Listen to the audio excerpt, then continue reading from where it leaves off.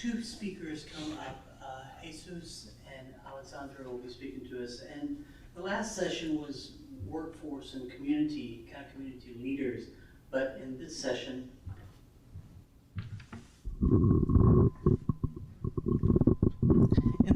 we're looking to kind of hear from people, elves, really, I guess, kind of people who are language learners, and what's the experience of them. So, Jose, you may or may not be a language learner, but I've invited you here because you deal with a lot of the immigrants and a lot of the population for second language learners here and are a powerful voice for them. And so hearing from you about their experience can be really powerful in understanding social, economic, emotional kind of lens is important.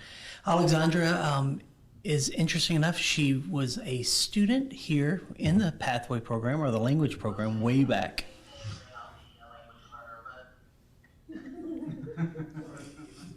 He's doing his job. Good.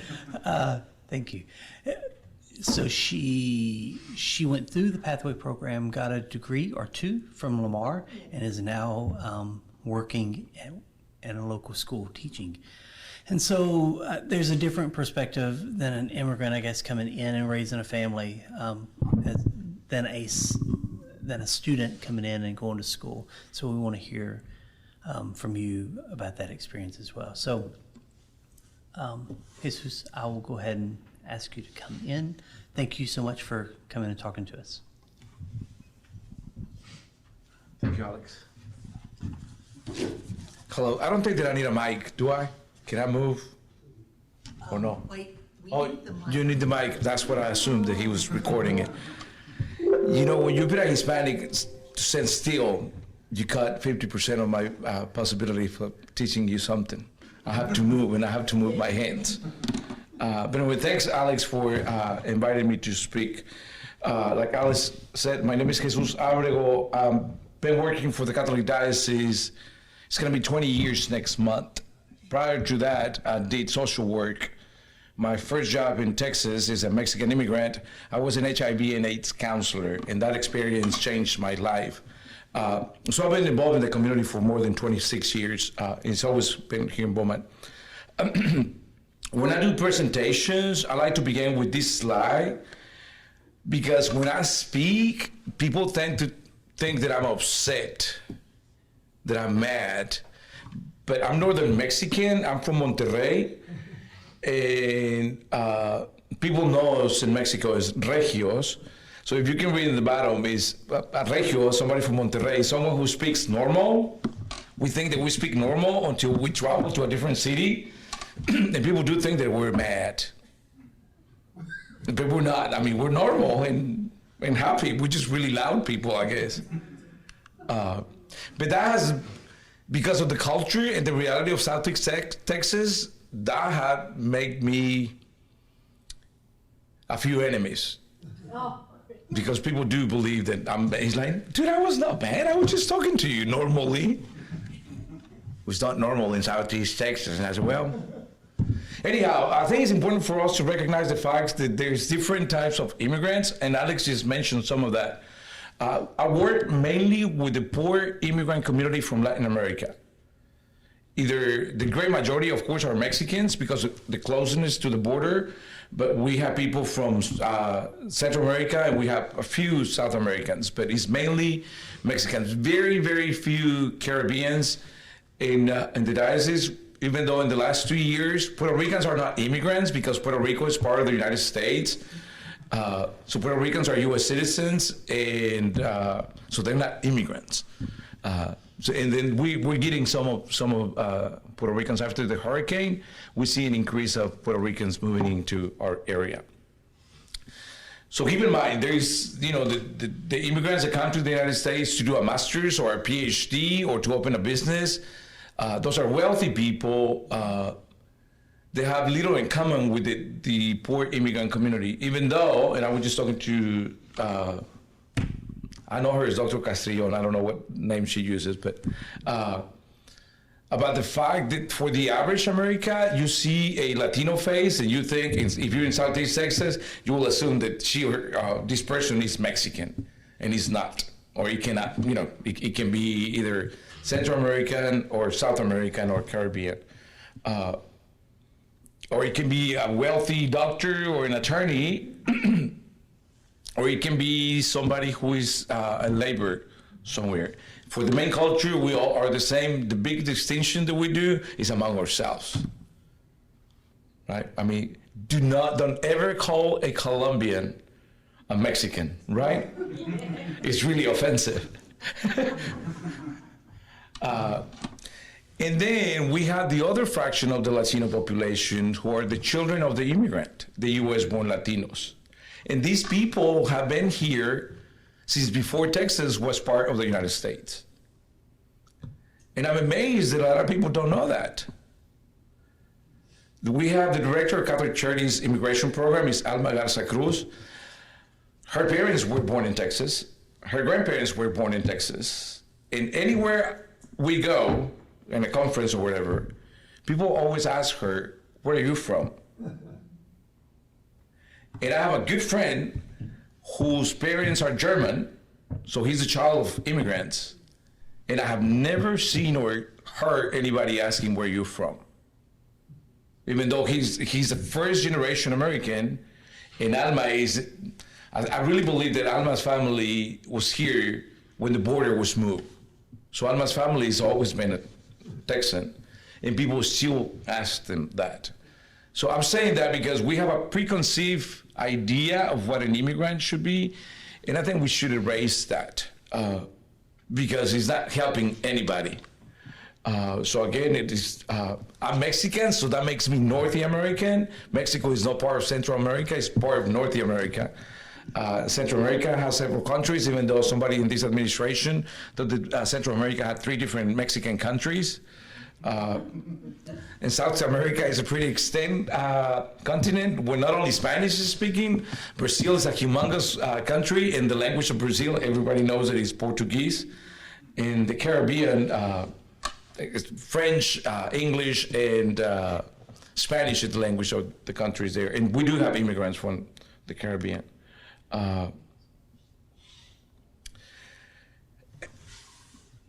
There's a big difference between an immigrant, regardless of our socioeconomic status or education, with the first generation US born. The US generation born, they might know the language, especially if they're the oldest. They probably listen to the Spanish music. They might watch novelas on TV, but I say might, because some of them don't. So they're Americans with a little taste of being Latinos, right? They understand the culture, but they were not raised in the culture. One of the things, I work with a lot of, especially moms, and when we're talking about giving the values to their kids, at the beginning, when I'm talking about values and the importance of transmitting, what we believe and whatnot, I work for the church, right? They don't get it until I ask the question, are your children culturally the same as your nieces and nephews in your country? And you should see their faces. Some of them cry because it's a different reality. So the first generation US-born Latinos are just Americans, it's everybody else. Again, with some flavor, music, of course, the food, but the way they see and perceive life is American. The way that they're Americans, they prefer English, even though when they're upset, they prefer Spanish. So I always tell the kids, you guys think in English, but you cry in Spanish. if you grow up in a bilingual home, you exactly understand what I'm talking about. Because I mean, the kids will argue with you in English, whatever. I'm talking about teenagers. You know, when I'm convinced that when we turn teenagers, when hormones kick in, our soul leaves the body for a few years. Exactly the same thing with kids all over the world. But anyway, when it comes down to something that is really painful and personal, it's en español.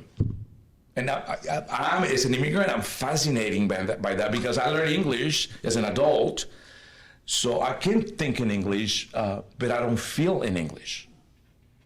I don't have feelings in English. I can say bad words in English that mean nothing to me.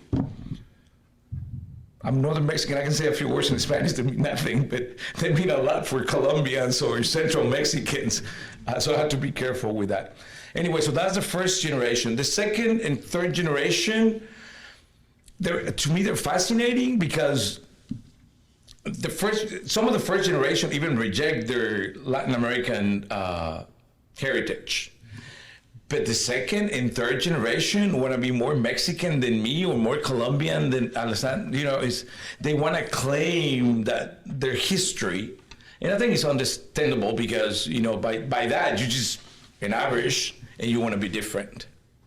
So, but second, third generation, again, those are the people who are always concerned about having Hispanic programs and Latino this and Latino that in the different scenarios of a town or a city. And we should be grateful for that because that's what keeps America beautiful. You know, we're a country made of different way of seeing and perceiving and celebrating life. So, and I really think that in the Latino community in particular, we owe that to the second and third generation English. This is the reality of the people that I work with, and I work in 9 different counties here in Southeast Texas. Again, it's mainly poor people, hardworking, monolingual. The parents are monolingual. They only speak Spanish, and some of them can go by in English, but it's really difficult because I'm going to say 60%, between 60 and 70% of the moms, especially when the kids are in elementary school, they're working hard, but they're not getting paid. They work at home. So language is not something that they see is an important thing to do, to learn. I remind them otherwise. I'm always pushing them to learn the language, and I always tell them, especially if they don't have teenagers, they're like, by the time your kid becomes a teenager, you really need to know the language. You need to know what your kids are talking about. But again, the great majority are monolingual. They want to keep their culture. Religion is really important for them, where education is not. A lot of times, the first wall that the kids will encounter to pursue higher education can be their parents. And a lot of people don't understand that, but you have to understand the reality of these poor immigrants. They probably come from a village where money was not, they didn't have enough money not even to eat. So they move here. They are able to buy a house, to get a truck, especially if it's big, and they can put lights on the side, and then Our Lady Guadalupe in the back. So to them, hard work is the answer to their needs. So you see what I'm saying, that the value of education is not in them because they made it without going to school. I know people who are younger than me, especially Southern Mexicans, people from Oaxaca, even from Michoacan, who don't know how to read or write in Espanol because they grew up in a farm and school was not an option. It was work. It was helping mom, helping dad with the chores of the farm. If you would have told me that 26 years ago before I came to the United States, about somebody from Mexico not being able, I would call you a liar. I would have never believed that there was somebody in Mexico who was my age who didn't have the opportunity to go to school. But unfortunately, there are still cases going on today. I was talking to Mr. Celis, who works for Port Arthur Independent School District, and I was asking him the presence of the Guatemalan immigrant community is really a challenge for the school districts. I was talking to somebody in Bowman ISD day before yesterday, and it was on Tuesday. There's a Guatemalan family going to one of the middle schools where the kids do not speak Spanish. So how are we going to be able to communicate with them? They grew up in the mountains of Guatemala, so they speak a dialect. They don't speak not even Spanish, but hopefully they can learn another language faster. So that's concerning the parents. The greatest challenge that we have with the children is that they don't know who they are. They have no identity. A kid would tell me that he or she's from San Luis Potosí, and I will ask, where? In San Luis? San Luis is a state in Mexico, but also the capital of the state is named San Luis Potosí. So I will ask, so where in San Luis Potosí were you born? Oh, no, I was born in Galveston. It's like, so you're a Texan? No, I'm Mexican. It's like, I'm sorry, brother, but you're not. Right? And I don't know to me, that's an issue, because if you don't feel like you belong to where you live, you don't have a commitment to the people that you're surrounded with. So I try to work with them about that. I want them to be proud Texans, like everybody else. Well, this is something else. We do not have any political input in the area. I don't know if you read the article a couple of days ago in the Bowman Enterprise. Mr. Flores, Roberto Flores, who was the president of Blue Light Forever, is petitioning the president of the school board, BISD, submitted his resignation, and now Roberto wants a Latino to be appointed. So anyway, I went to the comments, and Roberto was saying that a lot of people in this area don't vote. Latinos don't vote. And so they're probably not allowed to vote. And then the comments from the public were, in my opinion, really ignorant, because they assume that everybody is undocumented or illegal. People don't understand the immigration system of the United States. It took me 17 years to become a citizen. And I was following the process. I came with a student visa. I switched to a working visa.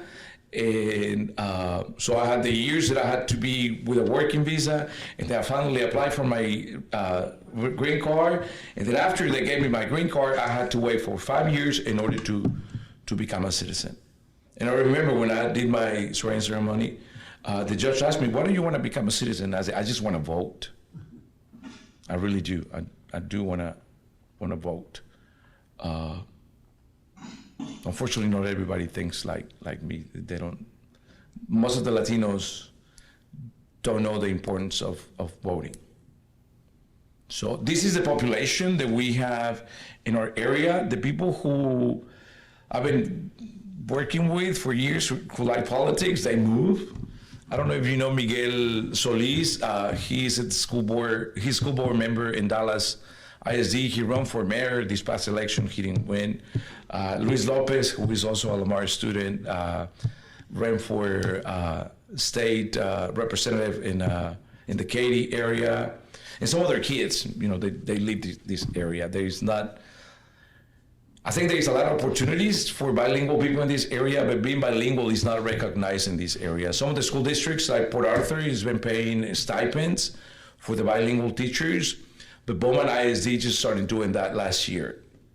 And the same thing goes to the private sector. You're bilingual, you come and help me, you do more, you double the work, but you get paid the same as the average person.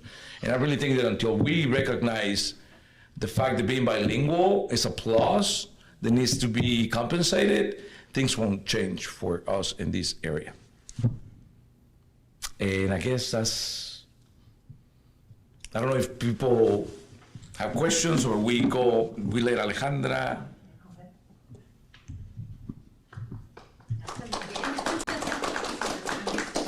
After Alexandra, we'll ask you questions. Okay. Okay. Okay, good afternoon. I am Alexandra Lugo. Alex, thank you for your invitation, and I will share with you my life experience. I was born in Bogota, Colombia. I went to a private school there, and it was a Catholic school.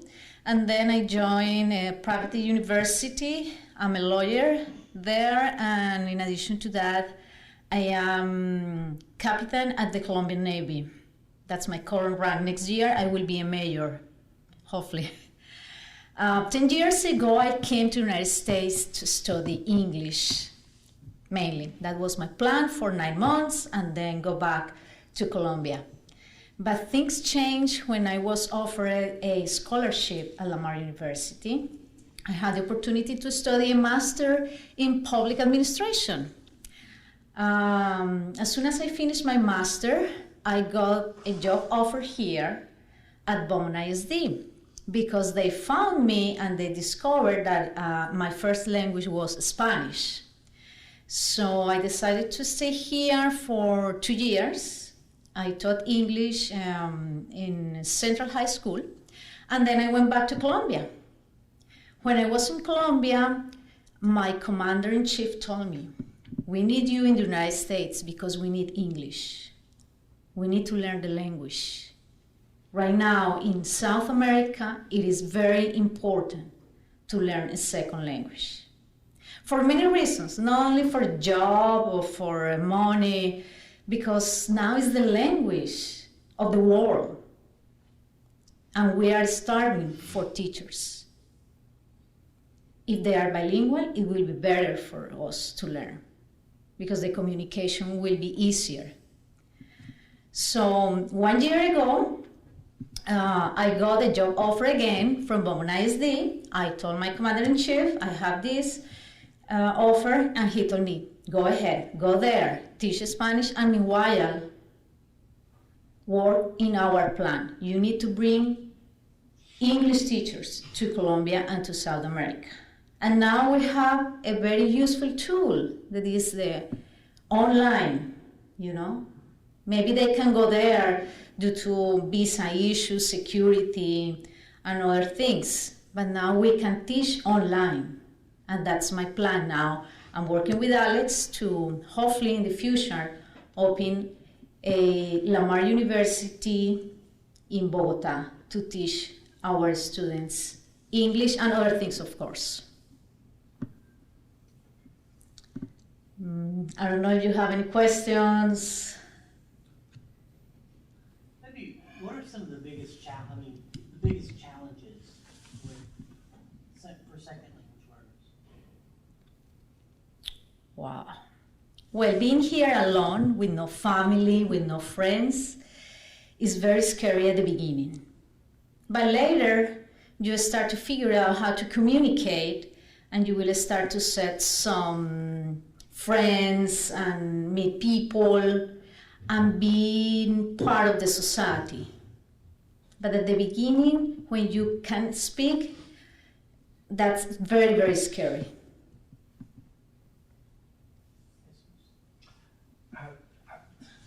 It's been so long, I don't remember. You remember? Maybe you can talk about even. Well, I mean, I can tell from my experience, when I first moved here, my English was like, hola, hi, that was it. So I immediately went to, I was raised Catholic, I didn't go to Catholic school, I was not that lucky.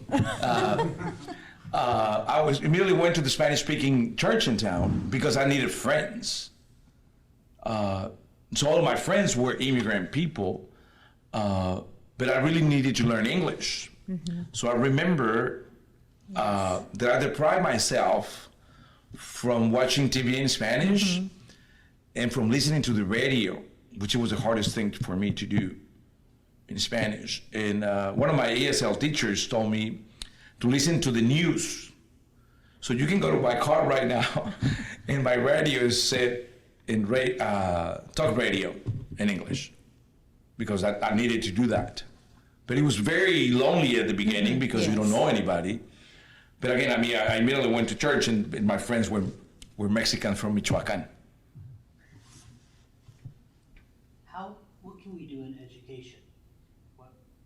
What do you need from us to help you get connected, make the progress you need? We need to work with the parents. We need to educate the parents about the importance of education in their kids. Alex Van Ricken, I teach math and I get asked to tutor kids. And I think this is true, Neyland School District, maybe kids across the street, BISD. I go in there and I says, where's your textbook? The kids don't have textbooks anymore. So the parents learned algebra 20 years ago. Kid brings home a problem in algebra. They go, the parent says, I need you to help me with my homework. They can't help them because there's no reference for the parent to go look at the textbook for 20 minutes and then help them work the problem. The parents are just cut out of the process. So I assume it may be true with other. Well, I think it's even worse because the parents don't even understand the language. They don't. So they can't. They cannot help the kids, even if they want. I mean, I think math is the only subject that they can help because math is not my subject. I'm But sorry. You're talking about a little subject here in math, the parents can't help. Yeah. They could replace themselves in 15 minutes and help, but there's no textbook. Yeah. My whole life, there's always been a textbook. Now, the last 10 years or something like that, Yeah. the state of Texas apparently don't give the kids textbooks. But I mean, I don't know if Alejandra agrees with me. Even if there was a textbook, the parents don't know how to read them. And we can consider that also the parents are working. They're working to bring money to the household, and they're not really helping the students. Yeah. So the absence of dad at home is pretty common among the immigrant community because dad has to leave home before 6 in the morning and he doesn't come home until 7:38, sometimes 9 p.m. And sometimes they work Saturday and Sunday. Two questions, Alessandra. About you have to get your certification as a teacher in order to Yes. work with Homeland. Yes. And have you sent any teachers to Colombia from here? Have you hired any teachers? No yet. You're not no yet. going anywhere, Ricardo. No yet. We are in the process to design the whole plan to send some professors there. Would it be for 6 months or is it a year? Our plan is 1 year. You might try 6 months. Okay. In the, whatever season it is down there, where. Good news, we don't have seasons. When it's bad weather up here, when it's bad weather up here, maybe there's a good weather in Colombia. Bogota is always cold. Yes. Year round. Yes, it's very cold. Yeah, our plan is Skiing, go down there and ski in the summertime. Oh, there is not snow. no. It's just cold. Yeah. It's just cold, that's it. Yeah. Thank you. Yeah. I was gonna ask a question. Oh, okay. Alexandra, it's interesting that you came to the United States as a Colombian learning English and then you were hired as an English teacher. Oh, Spanish teacher. Okay, you said Spanish. okay. I'm sorry, Spanish. No, I'm still learning. And I was there 4 years and just came back last year, so like I'm between English and Spanish. Okay, talking to you, Jesus, what you did, I think, is what we all should do. I mean, the immigrants, to get into the language. But nowadays, people go to mass in Spanish. They go to the store where they know everybody speaks Spanish, and they can have their whole life in Spanish, even though they live Yes. here. Yes. And even myself, I use English only when I'm working. Yeah. I can't really say I have friends who speak only English. And if they I do, and I make fun of them. and if they're bilingual, we speak in Spanish. Yeah. So I think there is something that has to be done in order to have the immigrants merge into the culture and have the native English, like in culture, like put them together and, I don't know, work together, something, because we are not having those relationships. Yeah. I agree, and let me tell you, 25 years ago, we didn't have any radio stations in Spanish, not even Houston. There was only La Cacucuca, and it was Tejano 108, Super Tejano 108, and it was, they were speaking English, but the music was Tejano music. But that was the only radio station in FM 25 years ago in Houston. But now, I mean, not only radio and TV, but the phones, and people relied a lot on the phones to translate and whatnot. But yeah, I agree with you that we have to encourage people to get out of their comfort zone and get to know the other culture that is around us. So I think that's one of our biggest questions is pathway program. Domestically, how do we get parents connected? The students learn English in the schools, but how do we get to the parents? And that's the big problem. A lot of the immigrants that I talk to say, well, we don't care so much about language, we just want to work and make money. And if they're fairly successful, especially comparative to where they've come from, here they can buy a house or have a house that's much nicer than what they're used to there. There's financial liberties now that they didn't have then. They feel very secure, and this is good. They're doing very, very well. And so the impetus to integrate into the culture is we're finding it's really difficult to find access into that. Like, what's the leverage? Where can we go? With Alexandria and what we're doing internationally, it's different, right? It's a little bit Because, different, yes. the leverage is like you need to get it. So if I can teach them English in Colombia, then they can get much better jobs and social economic mobility quickly there. But here, it's so hard to get in, and I'm not sure what's our leverage. I really believe, Ricardo, my experience working with you is just by telling them, making them aware, which is not easy. But it happens. We just trained, last week, my office is partnering with the school districts in the area to teach parenting classes. In order to get there, I thought, I don't have any kids that I know of, but I thought for a whole year in my own parish, I thought parenting classes. And what this particular program does is empower the parent. So by the end of the school year, I was able to say things to the parents because of the cultural issue. Exactly. If I say something to Alessandra and she doesn't know me, she's gonna take it personal and she's never gonna talk to me. Not only that, she's gonna tell and share to all her friends and acquaintances how mean of a person I am or how whatever, right? That's true. So you have to be careful how you talk to the immigrant community. And again, it took me a year to tell the parents some of the things that you guys are doing are wrong. You also need to learn the language. You need to have a bank account. You need to communicate with your kid in his culture, not just, not impose something that they don't even know exists. And so it's education. And to educate them, it takes time and patience. Okay. I really believe that this parenting program is going to change BISD. It's really going to help BISD because it's empowering the parents to have a voice, but also it teaches them to be responsible. So I don't know if I answered your question. I had one thought I'd like you to expand on.